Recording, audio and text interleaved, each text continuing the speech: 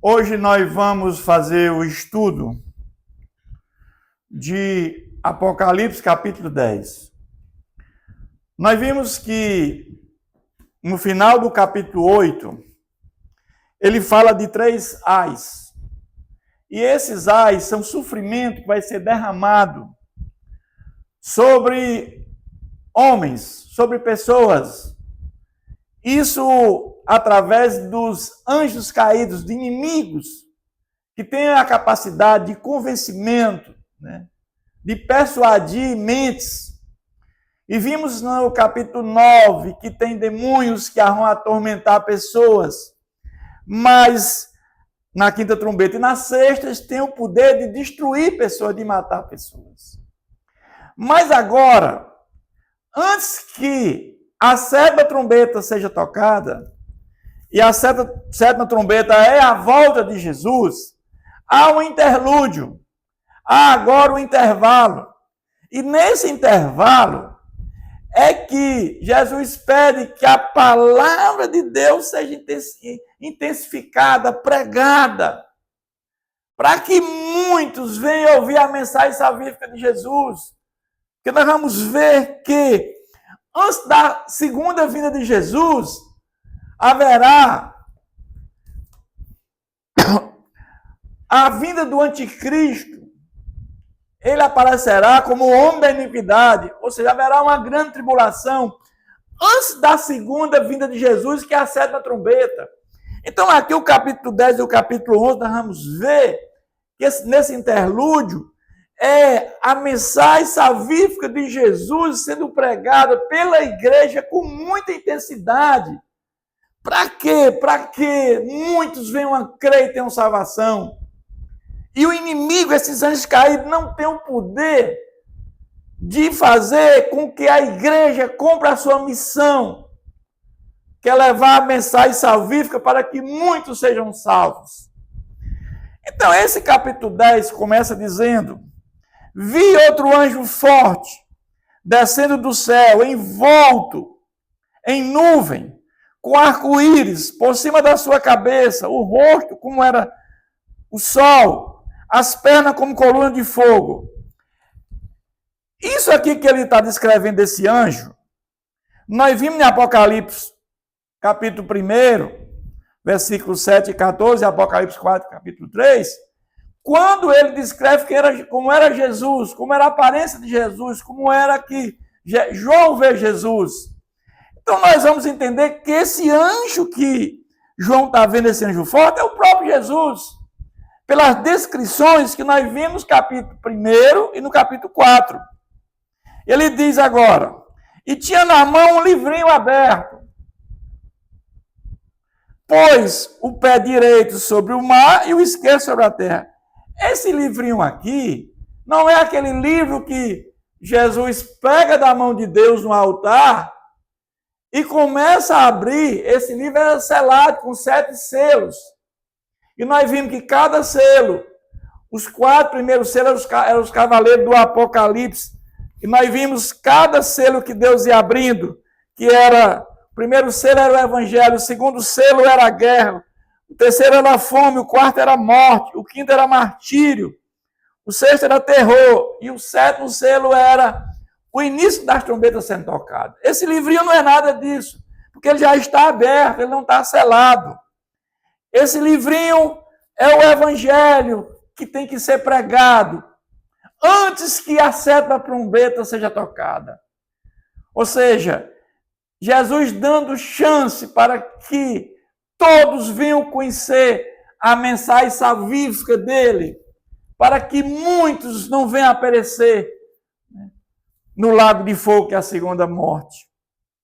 Ele diz: e tinha na mão um livrinho aberto, pôs o pé direito sobre o mar e o esquerdo sobre a terra, mostrando aqui a grandiosidade de Deus.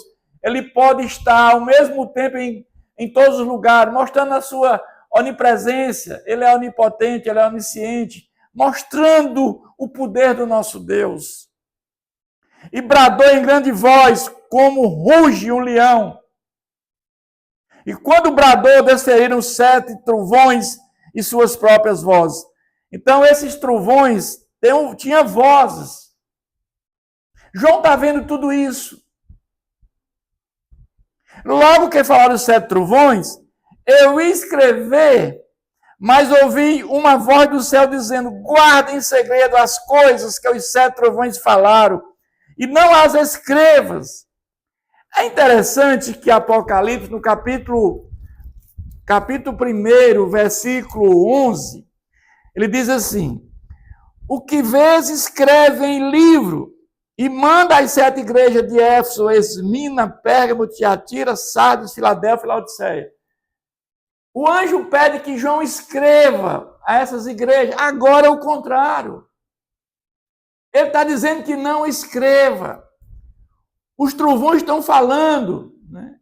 E aí, quando João vai escrever, o anjo diz: não escrevas.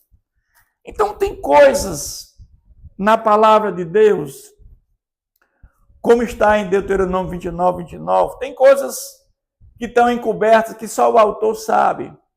Mas as descobertas foram reveladas para cada um de nós. Mas o texto, à medida que nós vamos lendo esse texto bíblico, ele vai dando algumas informações úteis para nós termos uma ideia. Ele vai dizer: então o anjo que vi em pé sobre o mar e sobre a terra levantou o pé direito, levantou a mão direita para o céu. Nós vimos que ele estava ao mesmo tempo no céu, né, e na terra. E ele diz assim: e jurou por aquele que vive pelos séculos dos séculos, o mesmo que criou o céu, a terra e o mar, e tudo quanto neles existe, já vem sem demora. Quem é essa pessoa? É Jesus. Ele jurou por ele mesmo, porque Jesus, ele jura por ele mesmo. Porque não tem alguém acima dele. Jesus glorificado, ele tem a mesma hierarquia de Deus Pai, Deus Filho, Deus Espírito Santo, tem a mesma hierarquia. Pai, Filho e Espírito Santo, nenhum é maior do que o outro. Quando Jesus esteve na terra com natureza humana, quando ele disse que ele é menor do que anjos e menor do que o Pai, naquele momento ali, quando ele também disse que só o Pai sabe quando ele voltará, ele está falando ali na condição de natureza humana. Ali naquele momento ali, ele é menor do que anjo, menor do que o Pai, e também não sabe quando vai voltar.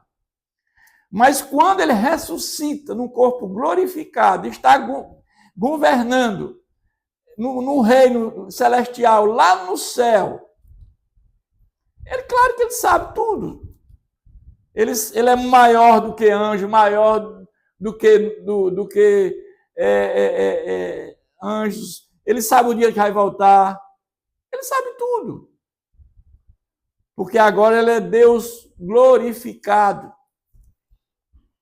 Mas o fato é que ele diz assim: mas nos dias da voz do 7º anjo, quando ele estiver para tocar a trombeta, cumprir-se-á então o mistério de Deus.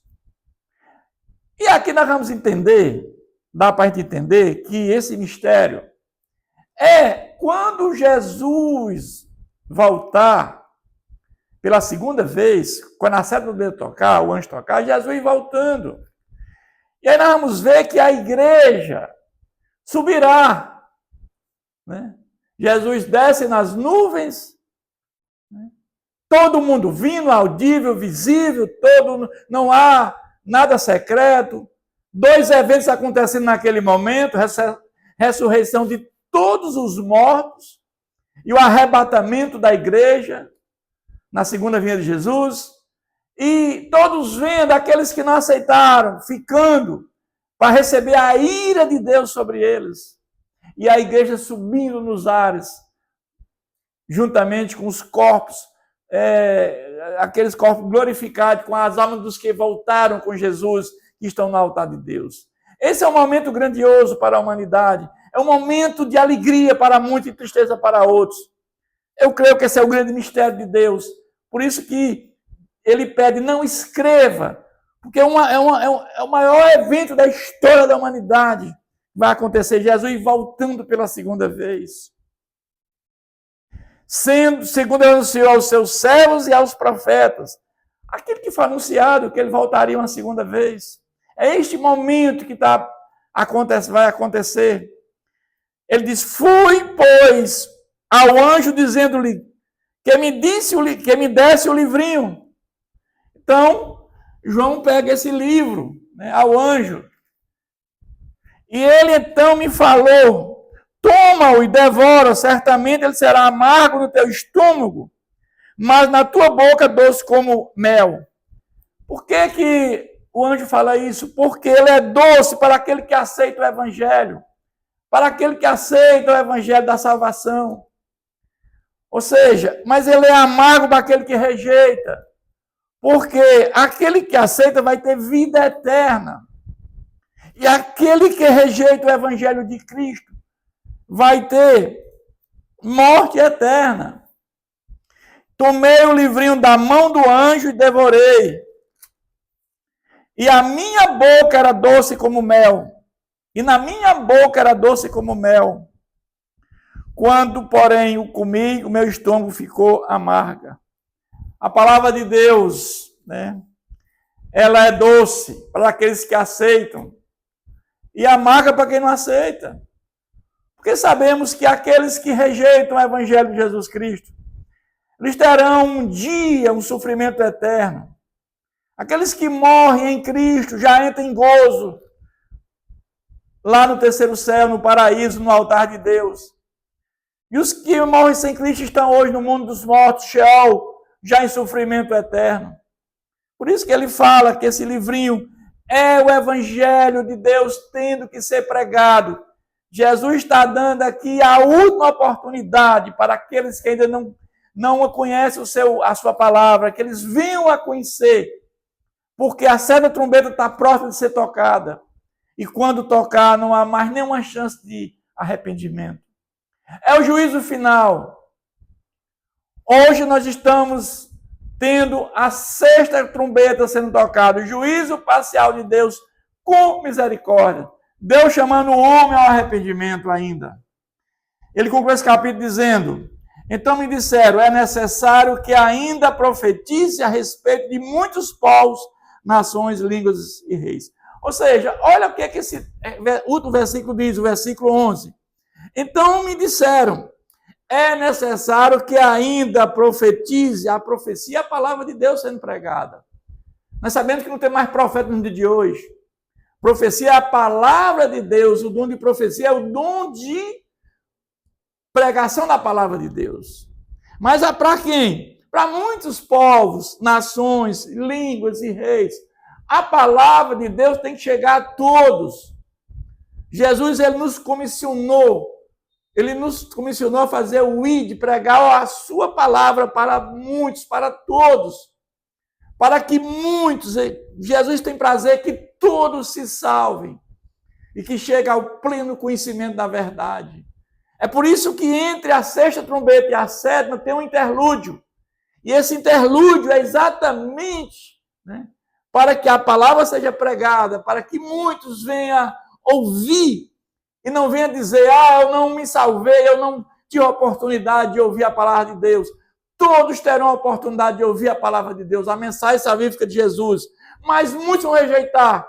E essa rejeição, como ele diz, é amarga no seu estômago. Mas aqueles que aceitam, é doce como mel na sua boca. É isso que esse capítulo está nos mostrando. Busquem a Deus enquanto há tempo. Busquem a Deus enquanto é possível.